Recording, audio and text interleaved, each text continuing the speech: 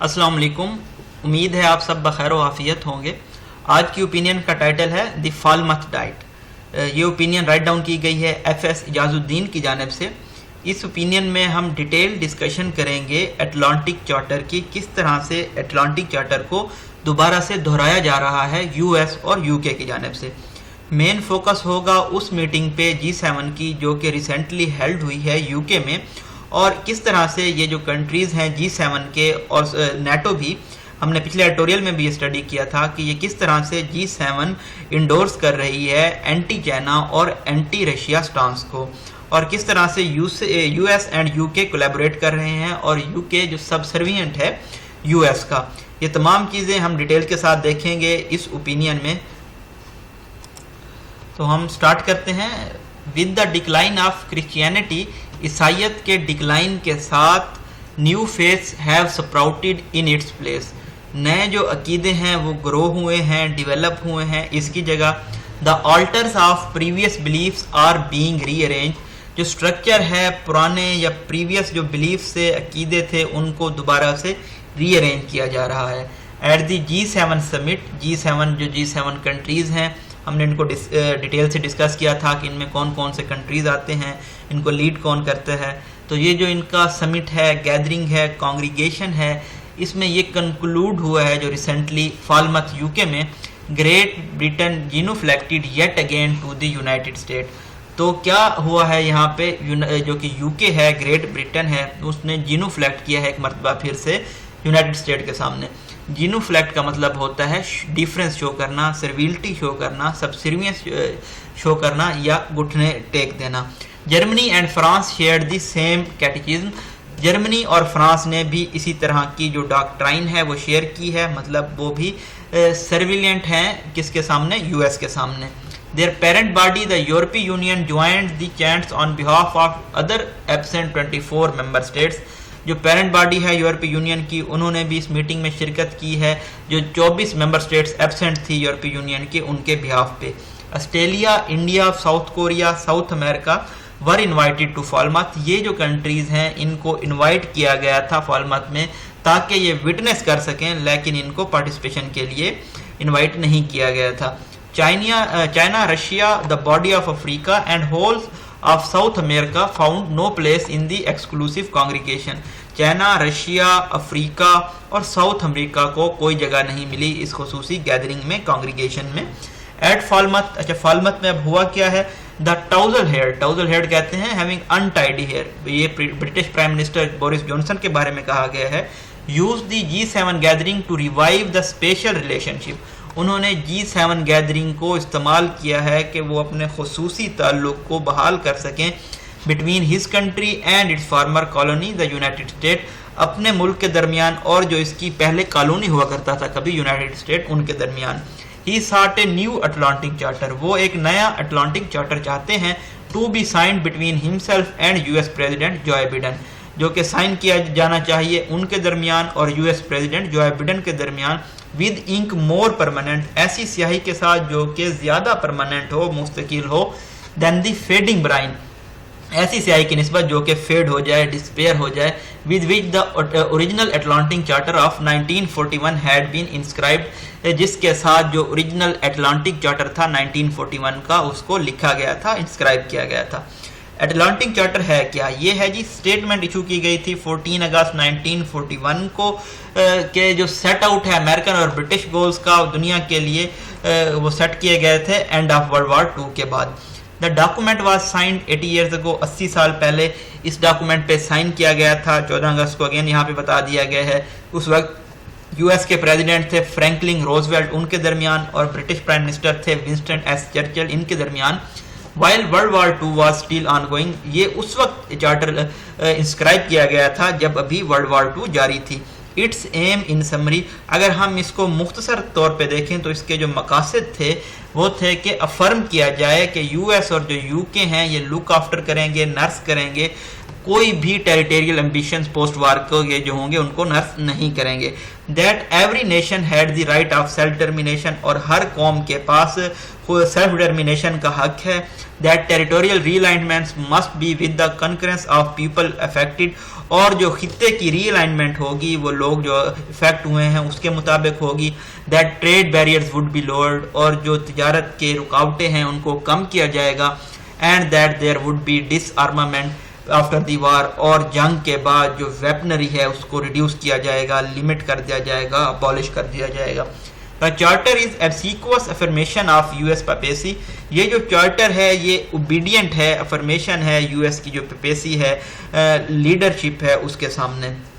In reality اگر حقیقت میں ہم دیکھیں یہ جو چارٹر ہے یہ ٹلٹڈ ون ہے. acknowledge the supremacy of United States as a leader of the free world, اور یہ تسلیم کر رہا ہے کہ یونائٹڈ اسٹیٹ آزاد دنیا کا لیڈر ہے. tilted another way, اور دوسری طرح سے بھی یہ tilted ہے, جھکا ہوا ہے. it foretold the dismemberment of British Empire, اس نے جو برٹش امپائر تھی اس کی جو ڈسممبرمنٹ ہوئی تھی, ٹوٹ پھوٹ کا شکار ہوا تھا, اس کا پہلے بتا دیا تھا. Through it the US forced the imperial octopus to chop off its own colonial tentacles.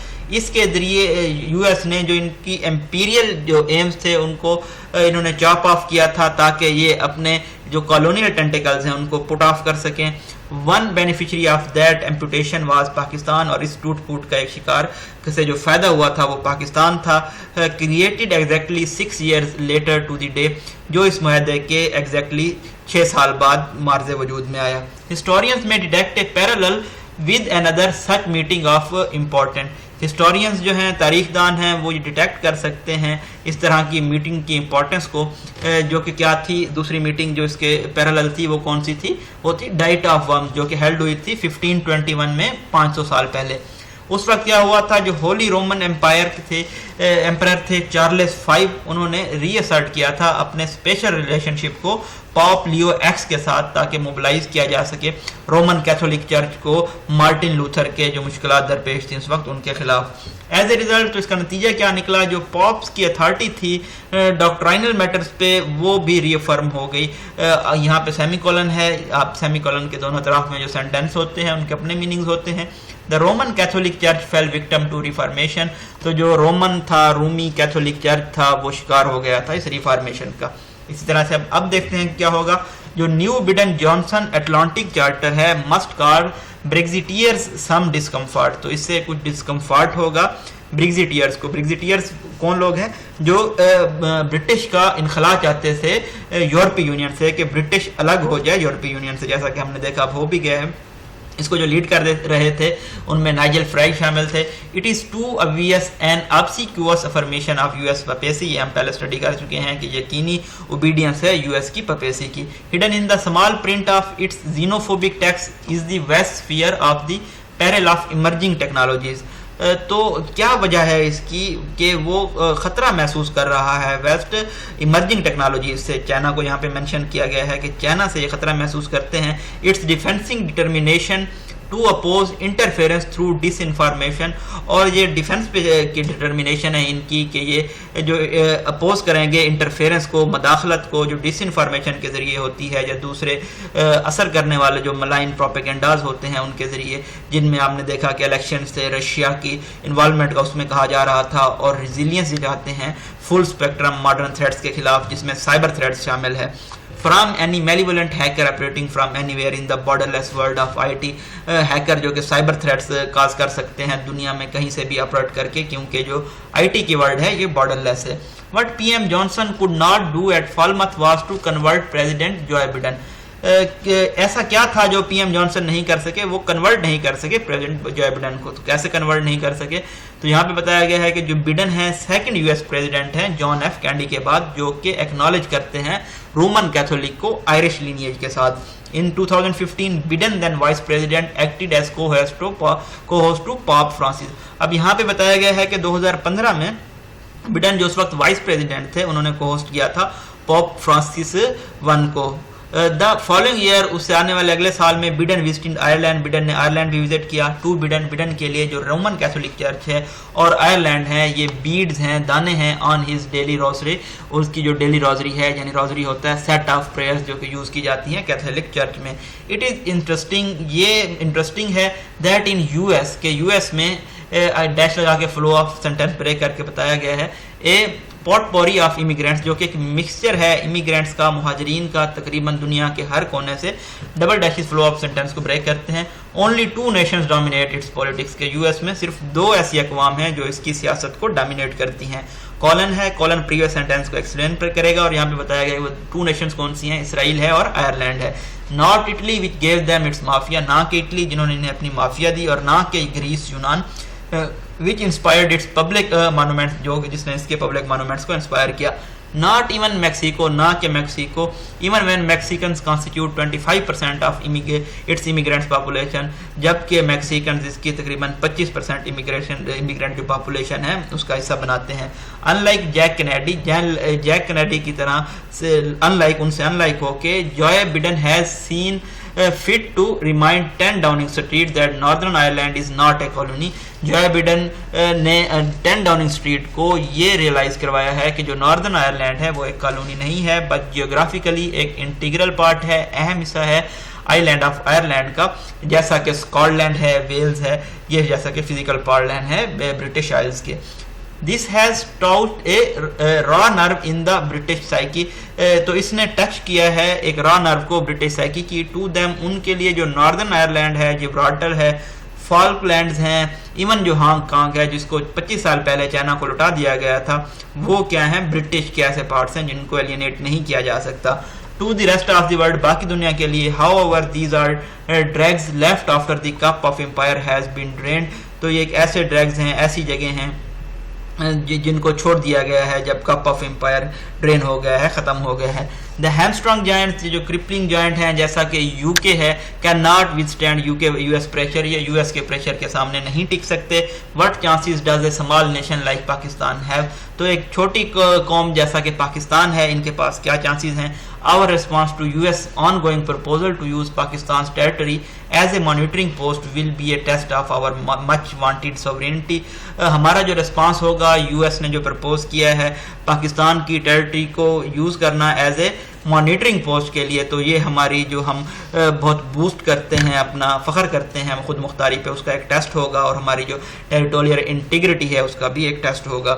We should however, ہمیں تاہم یہ یاد رکھنا چاہیے کہ یونائٹڈ اسٹیٹ ایئر فورس جو CIA بیڈابر بیس میں، جو کہ پشاور کے آؤٹ سائڈ میں لوکیٹڈ تھی، جہاں سے U-2 ایئر کرافٹ کو آپریٹ کیا گیا تھا اور رشین ایئر اسپیس میں 1960s میں، ہمیں ریکال کرنا چاہیے مسٹر بھٹو کی آفر کو US کو جو انہوں نے 1973 میں دی تھی کہ وہ پورٹ یوز کر سکتے ہیں بلوچستان میں.